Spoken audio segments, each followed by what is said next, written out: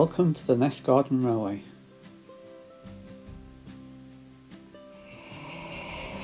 Today we see locomotive number 1, Jesty, at full steam, operating at great speed.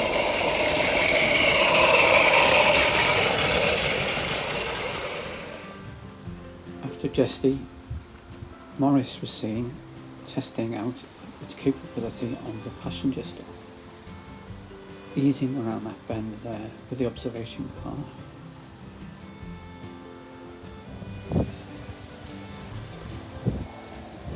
She manages the one car very well, so we decided to have a go with 2.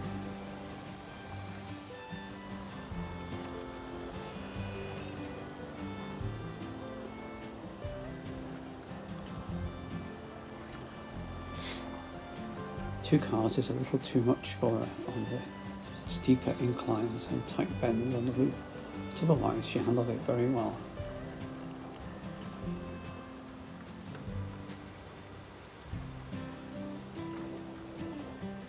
Clearance is a bit tight there, we'll have to work on that.